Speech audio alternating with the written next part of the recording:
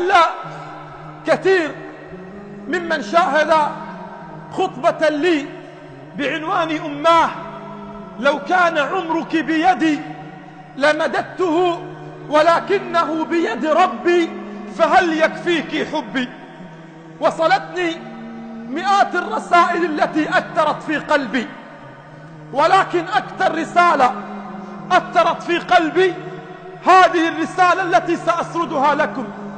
قرأتها قبل أيام وأخذت عهدا على نفسي أن أنقلها لكم.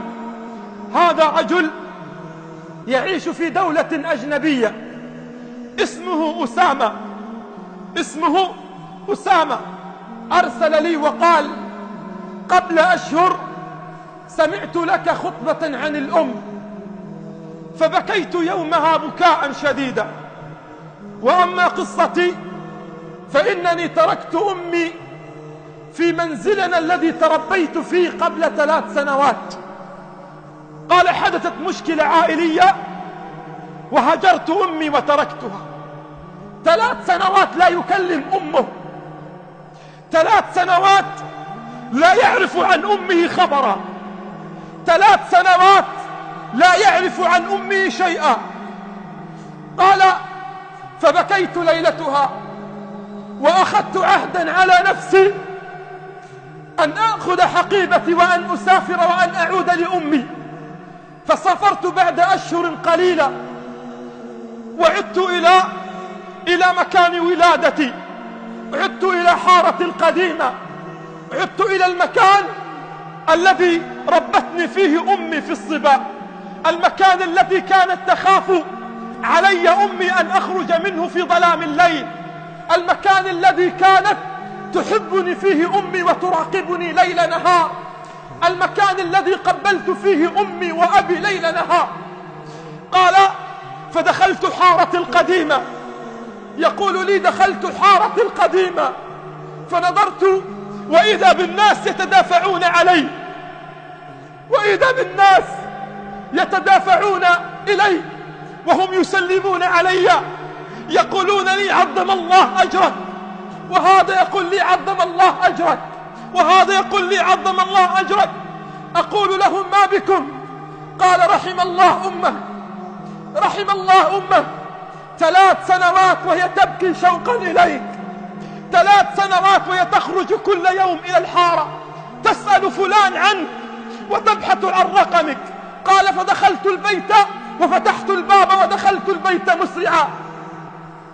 ها أنا أعود للبيت بعد 3 سنوات ولا صوت لأمي أسمعه، ليس هناك صوت سيقول لي: جئت يا أسامة، جئت يا حبيب قلبي، جئت يا قرة عيني.